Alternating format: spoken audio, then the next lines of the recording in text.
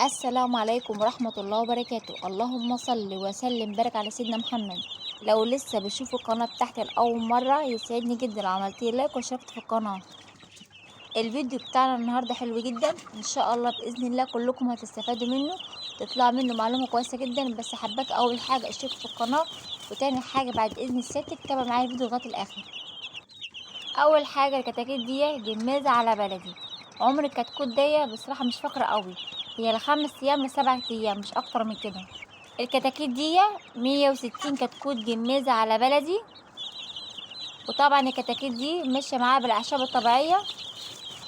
اول حاجة استقبلت الكتاكيت دي على عمر يوم واحد، محلول معالجة الجفاف، وبعد كده اديت لهم معلقة الايمان تركيز 21%.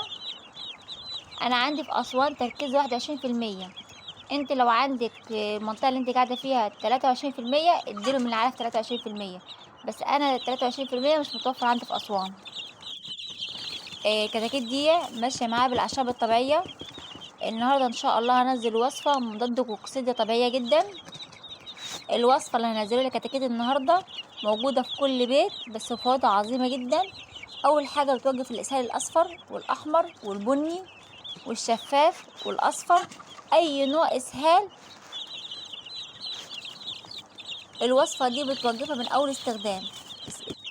زي ما انا قلت لكم، الكتاكيت دي ماشيه معاها بالاعشاب الطبيعيه، والنهارده ان شاء الله هنزل لهم مضاد كوكسيدي طبيعيه جدا.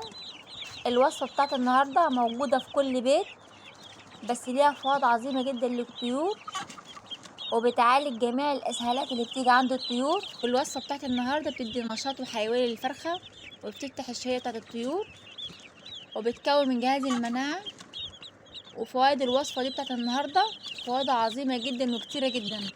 الوصفة بتاعت النهاردة بتغنيك عن جميع الأدوية وجميع التحصينات اللي انت محتاجها. بتحمي الطيور بتاعتك من الأمراض الفيروسية والبكتيرية. لو انت بتهتم بتربية الطيور يبقى لازم تستخدم الوصفة دي مرة في الأسبوع أو مرتين.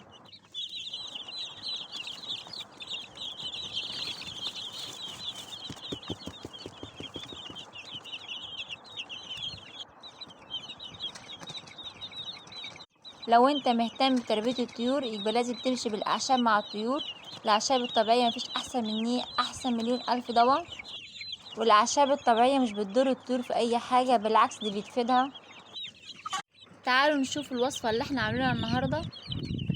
الوصفة دي لجميع أنواع الطيور، وأنا برضه هديها للحمام والكتاكيت وهديها للفراخ اللي بتبيض عندي، يعني من آخر هديها للطيور كلها اللي عندي. أول حاجة جبت حلة دي مليانة مية، جبت باكو شاي أبو 3 جنيه ونص، فضيت باكو شاي كله على المية دي، وجبت 5 ليمونات عصرتهم مع الشاي وخليتهم يغلوا على البوتاجاز بتاع 10 دقايق، وطفيت عليهم خليتهم بردوا خالص، ودلوقتي هديهم الطيور. مهم حاجة لازم الوصفة دي تبقى مركزة جدا، محدش يزودها مية خالص، زي ما هي لازم تديها للطيور. اقسم بالله اقسم بالله بتوقف اي نوع اسهال في ساعتها. بسم الله ما شاء الله تبارك الرحمن. ادي الكتاكيت بتشرب من الوصفة كويس جدا. تعالوا بسرعة اقول لكم ايه فوائد الشاي والليمون للطيور. اول حاجة يا جماعة اللي احنا عارفينها، الشاي مضاد للاكسدة، بيطهر الامعاء وبيفتح الجهاز التنفسي، وبيقوي جهاز المناعة، بيطرد اي زكام وبرد. القحة والخشونة اللي بتيجي عند الطيور بيعالجها الوصفة اللي احنا معانا دي. بينشط ويحفز جهاز المناعة. طبعا كلنا اكيد طبعا بندور على اقوى رفع مناعة، موجودة في الوصفة دي. الوصفة دي بتفتح الشهية بتاعة الطيور، بيخلي الطيور عندك بتحول اوزان سريعا جدا.